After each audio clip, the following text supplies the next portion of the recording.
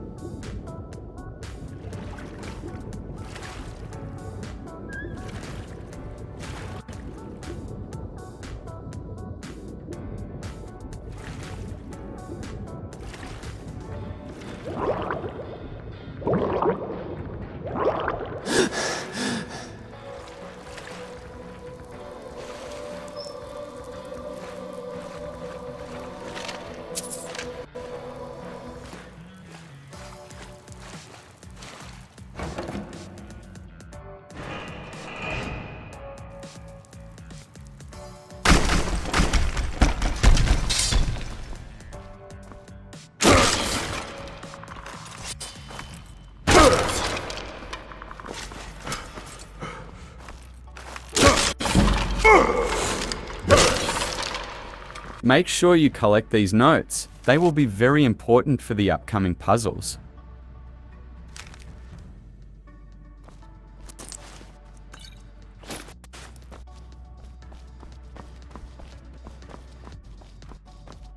I will show you the first puzzle. These can be easy, but also a little complicated too. As you can see, these doors will have symbols above or next to them. You will need to trigger the correct symbols using switches. Some of these puzzles are timed. Don't worry, you can try it over and over until you find the solution. Use the notes to help you.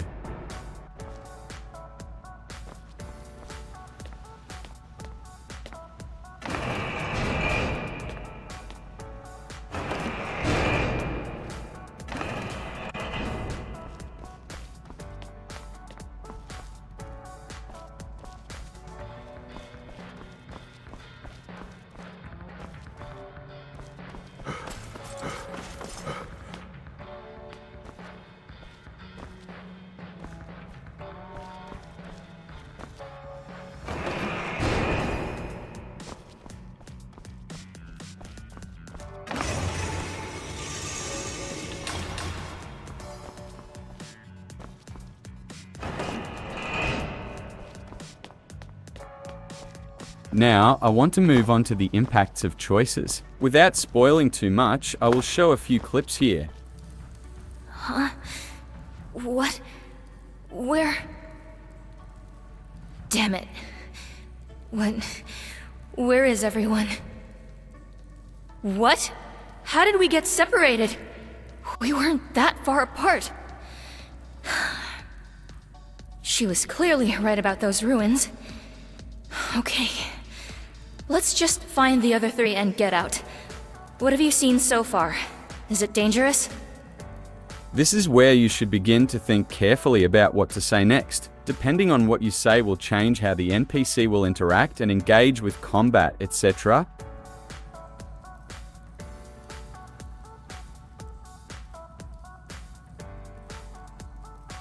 Alright. I've kicked down a skeleton before. Water is fine. Lead the way. Just, how do we get to the other side here? This is where what you said previously will impact the outcome.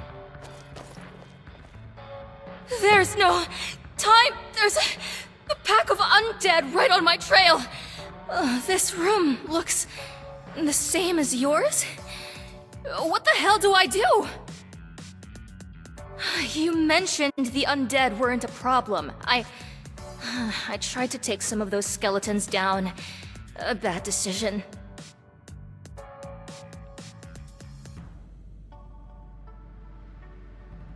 The switches?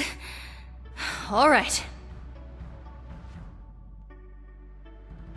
I was shocked when I was able to control the other characters. I think it's really cool, but the only change I would make is to be able to sprint here. This puzzle is timed, so it would be beneficial to sprint.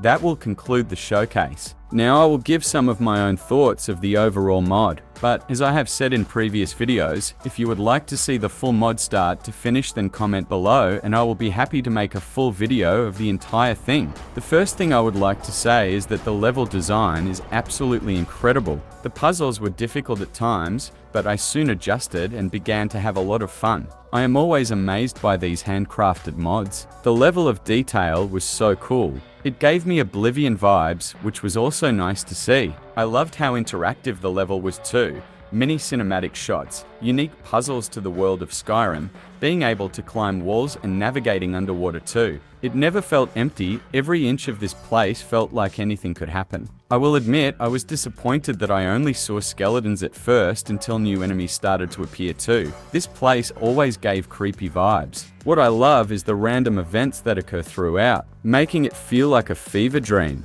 I enjoyed the involvement of the other characters. It didn't feel too pressuring, but there was definitely challenge and suspense in some interactions. As I previously mentioned, I wish the character control parts had a sprint option, but I do feel like it was done on purpose to add that suspense to the quest. Do I think that this mod is worth it? Absolutely. It is fully voiced, handcrafted, and the story is interesting too. Having real impactful choices is always great. My favorite part of this mod was the navigation. Without opening the in-game map, it made me feel like I was genuinely lost in this dungeon, but it's never overbearing on the player. The routes are minimized to make it linear yet a little open for some mild exploration. Thankfully, there was no lag, no crashes, and no bugs. Everything was fairly easy to understand. What I do recommend is creating saves between each interaction, just in case you want to test out different choices on your own. I could have shown more, but I always try to avoid spoilers so that you all can enjoy this entire mod.